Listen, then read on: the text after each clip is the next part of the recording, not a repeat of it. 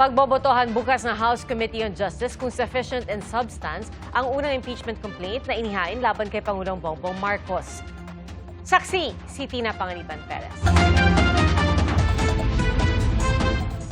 Paano nga ba dapat sukatin kung ang impeachment complaint ay sufficient in substance? Sa ilalim ng Section 5 ng Rules on Impeachment, sufficient in substance ang isang impeachment complaint kung may recital of facts o malinaw na salaysay ng mga pangyayari at alegasyon na hindi paratang lang, kundi pasok at tugma sa mga ground for impeachment.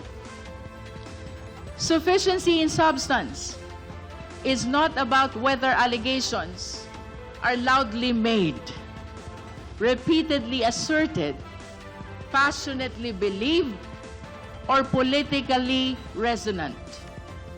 It is about whether the complaints allege ultimate facts, not mere conclusions, whether they show a personal, culpable act or omission by the impeachable official, and whether those acts, as pleaded, amount to culpable violation of the Constitution, treason, bribery, graft and corruption, other high crimes, or betrayal of public trust, as the Constitution strictly enumerates.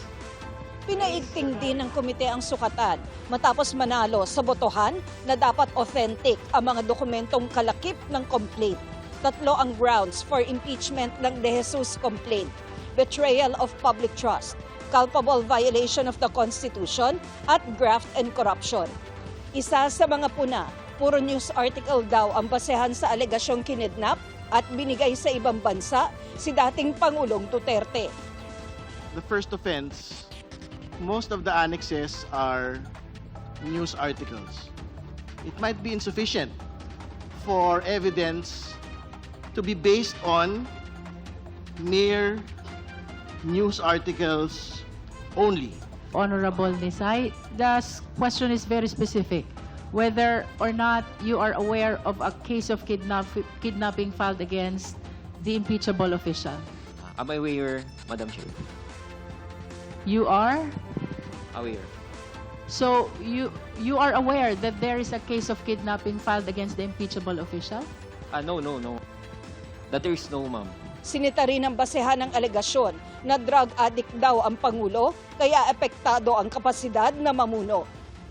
This ground presupposes that because PBBM is an addict or an alleged addict, he is unfit to be president. However, unfitness per se is not a ground for impeachment.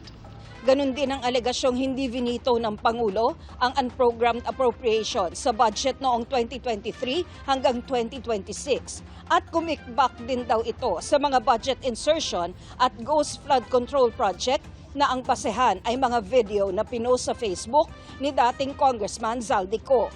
The video exposes abroad wherein we in the later part will have to hear this particular person has to be present. Otherwise, it's a piece of paper and a piece of video that is not allowed to be introduced in any proceeding. Inusisa rin ang basehan ng alegasyong binuo ng Pangulo ang Independent Commission on Infrastructure para protektahan ang mga kaalyado niya. Ipinagpabukas ng House Committee on Justice ang botohan sa sufficiency in substance ng De Jesus impeachment complaint para raw mabigyan ng pagkakataon ang mga kongresistang pag-aralan ng issue. Ipinagpabukas din ang pagtalakay sa sufficiency in substance ng pangalawang reklamo, ang Masa et al. Impeachment complaint. At bukas din inaasahang pagbobotohan ito. Para sa GMA Integrated News, Tina Panganiban Perez, ang inyong saksi. Mga kapuso, maging una sa saksi. Mag-subscribe sa GMA Integrated News sa YouTube para sa iba't ibang balita.